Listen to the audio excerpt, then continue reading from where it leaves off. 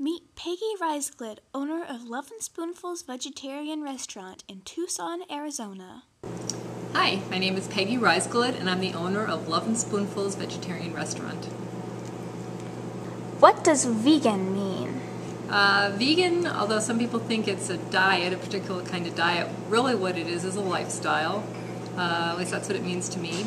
And it means trying to minimize the amount, for me it means trying to minimize the amount of cruelty that I cause. So I don't use any animal products either in my diet, or I don't wear anything that comes from animals or use any products at all where animals have to be used or slaughtered or in any kind of industry. Why did you decide to become vegan?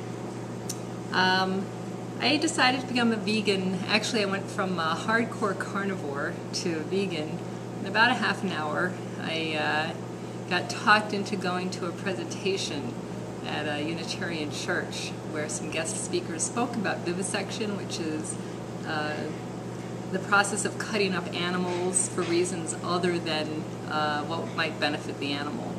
And so they talked about vivisection for about a half an hour, about the actually about the food industry and factory farming and cosmetics testing and all the different places where we use animals cruelly. And I walked in a hardcore carnivore and I walked out a vegan. I decided I am not able to finance these industries. I just will not pay people to do these things to animals. So I became a vegan. Can you tell me about why you started this restaurant? Yeah, I think I became very serious about wanting to promote a vegan lifestyle because of the benefits to the animals, as well as the health benefits for humans, as well as the environmental benefits. There's so much waste from different animal industries that have an incredible negative impact on our environment. So I really wanted to promote a vegan lifestyle for as many people as possible, and I thought a lot of the success of doing that would be just to show people that you can enjoy the food. So I decided to open up a restaurant so people can see that vegan food can be tasty and delicious and fun and familiar. A lot of people thought that vegan food has to be granola and dry and tasteless, and I think in general vegan food had a very negative connotation, and so I wanted to just dispel some of those ideas and show people it's really delicious and you can like it. Do a lot of non-vegan people come to your restaurant? Actually, I'd say at least more than half of my customers are not even vegetarian. They are just people that are pretty much on a standard American diet, but they like to feel like they're eating more healthfully once in a while, so they come here. I don't know what percent I could say are vegans, maybe 5% or 10%, but mostly not even, the people aren't even vegetarians. But they come to try it the first time, and then they find out they like it, so they come back because they like it. So, I see that you are a doctor. How does that impact your job as a restaurateur? So I'm a doctor of chemistry. I have a PhD in chemistry, and I think it's certainly helped in making the restaurant successful. We've been open for 6 years now. Every year of business, things are getting better and better.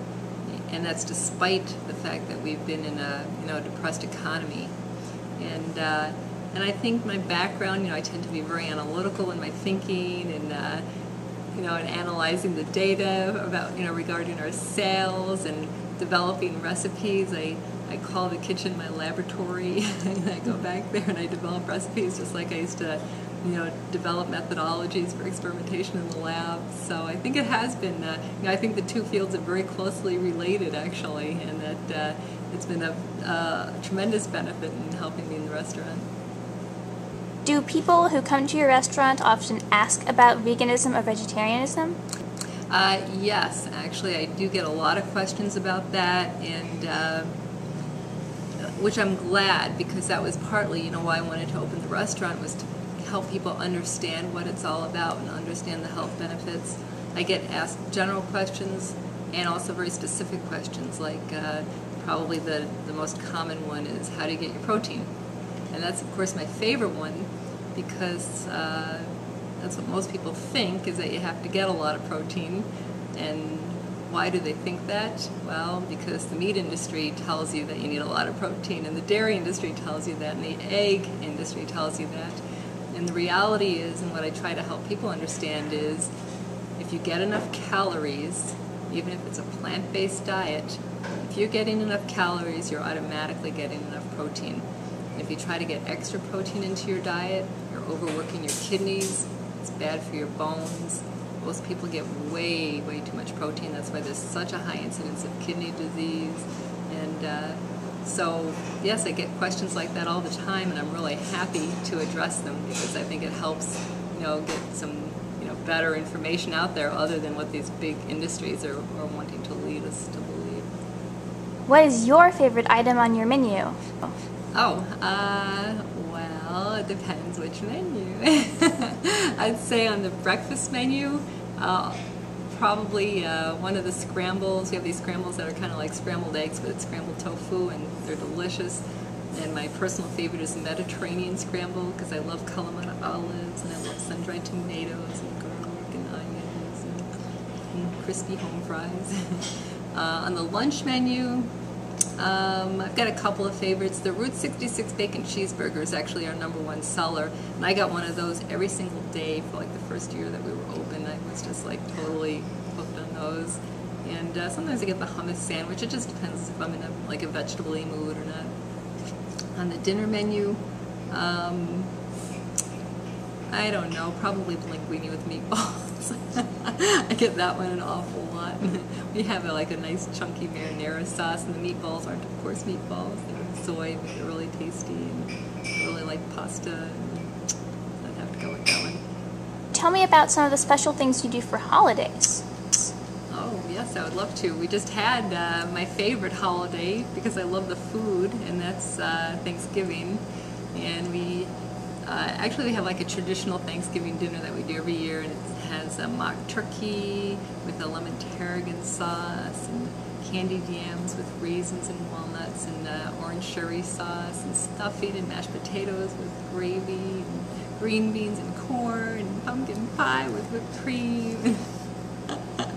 And fresh cranberry sauce. I love it. So yeah, it's definitely my favorite.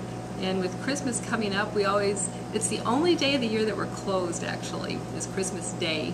But what we started doing was a Christmas Eve special, so people could come in on Christmas Eve and pick up dinner for the next day with reheat instructions.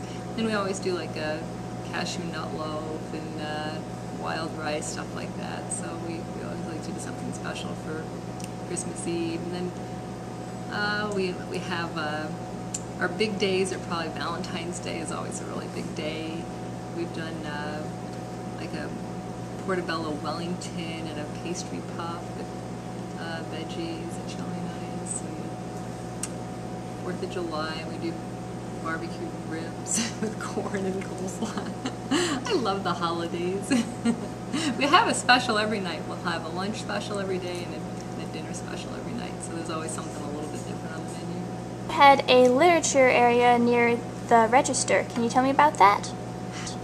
Yeah, sure. Actually, what I like to tell people is I built the restaurant around the literature shelf. Because for me, that's really what it's all about, is getting information out there. And we put it right in the area where people wait for the takeout orders, so that when they're bored and they have nothing to do, they pick up a pamphlet and they start reading about, protein and factory farming and animal testing and the horse racing industry. Rodeos are very big in this town. The schools even close for, when they have the rodeos.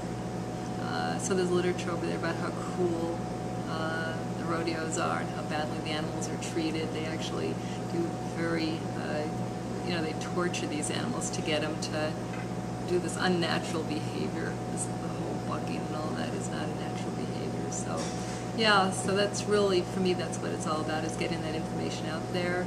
and it just warms my heart, you know, when I see people picking up literature. This older woman the other day said, "Oh, I want to show this to my daughter." I mean, just, you know, the fact that it's, you know, people spreading the information around to other people. I don't know if you noticed also we have videos for sale, and it's usually videos about, you know, health and diet and veganism. The one that I'm selling right now is Forks Over Knives, and I've had so many people come in and say they watched it and it changed their life, or, you know, now my wife understands, or now my husband understands how important this is. And so, yeah, that literature shelf and getting the information out there, that's just for me, that's what it's all about. So what are your plans for the future? Actually, I'm glad you asked, because what I'd really like to do, I think we have a good model here for a restaurant, for a vegan restaurant. By the way, everybody told me that there's no way a vegan restaurant could succeed in a town like Tucson. So many vegetarian restaurants have come and gone, and there's just not the base to support it. And it has. It's succeeded. My plan is to try to franchise it so we can start, you know, setting up other locations.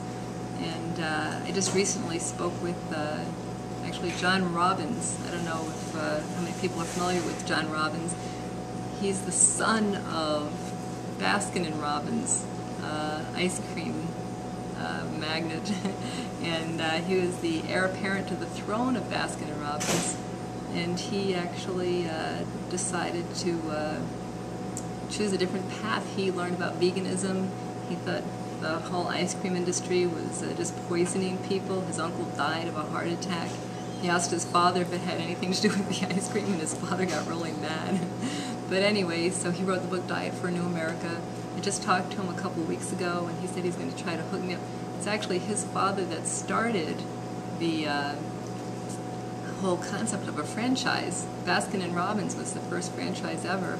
And so he's going to try to hook me up with some people that can help maybe get me going on the franchise. So I would love to see Lovin Spoonfuls go national, international. My brother wants Lovin Spoonfuls to go head-to-head with every McDonald's.